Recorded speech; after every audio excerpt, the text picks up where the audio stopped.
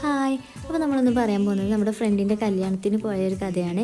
കല്യാണം അങ്കമാലിയിൽ വെച്ചിട്ടാണ്. അപ്പോൾ നമ്മൾ ഫ്രണ്ട്സ് എല്ലാവരും കൂടെ പ്ലാൻ ചെയ്തിട്ട് നമ്മൾ പോവാണ്. അപ്പോൾ രാവിലെ ഡ്രസ്സൊക്കെ ചെയ്ത് ഞാൻ അനിയൻ്റെ കൂടെയാണ് ബസ് സ്റ്റോപ്പിലേക്ക് പോകുന്നത്.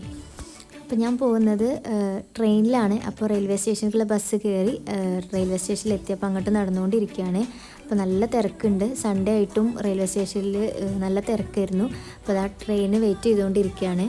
അങ്ങനെ അങ്ങാടിപ്പുറം സ്റ്റേഷനിലെത്തി. നിലമ്പൂർ ഷൊർണൂർ ട്രെയിനാണ് കയറിയത്. അങ്ങനെ ട്രെയിനിൽ കയറി ഇടയിൽ സ്റ്റേഷനിൽ നിന്ന് എൻ്റെ ഫ്രണ്ട് കയറിയിരുന്നു. അങ്ങനെ ഞങ്ങൾ ഷൊർണൂരെത്തി അങ്കമാലിക്കുള്ള ട്രെയിന് വെയിറ്റ് ചെയ്തുകൊണ്ടിരിക്കുകയാണ്. ട്രെയിൻ വന്നു. അപ്പോൾ നമ്മുടെ മൂന്നാമത്തെ ഫ്രണ്ട് ഇടയിലുള്ള സ്റ്റേഷനിൽ നിന്നാണ് വീണ്ടും കയറുന്നത്. അങ്ങനെ നമ്മൾ 3 പേരും കൂടി ട്രെയിനൊക്കെ കയറി നന്നായിട്ട് എൻജോയ് ചെയ്തു. പക്ഷേ നമുക്ക് ട്രെയിനിൽ നല്ല തിരക്കായിരുന്നു. ഇരിക്കാൻ പോലും സീറ്റ് ഉണ്ടായിരുന്നില്ല.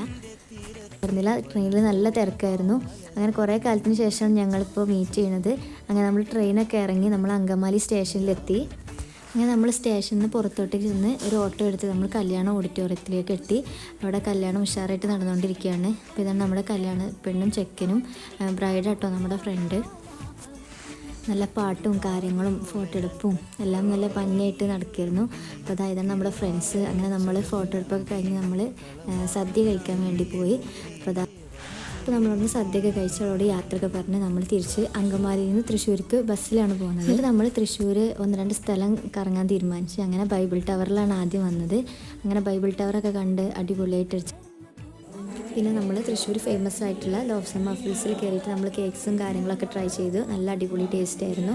അങ്ങനെ നമ്മൾ ഇന്നത്തെ കല്യാണത്തിൻ്റെ വ്ളോഗോടെ അവസാനിക്കുകയാണ്. പിന്നെ എല്ലാവരും ഹാപ്പി ആയിട്ട് തിരിച്ച് നമ്മൾ വീട്ടിലേക്ക് മടങ്ങി. അപ്പോൾ ഇതായിരുന്നു കേട്ടോ നമ്മളവിടുന്ന് ട്രൈ ചെയ്ത കേക്കും പിന്നെ സോഫ്റ്റ് സ്ട്രോബെറി ക്രീം ബണ്ണും പിന്നെ ഒരു കുട്ടി ബർഗറും.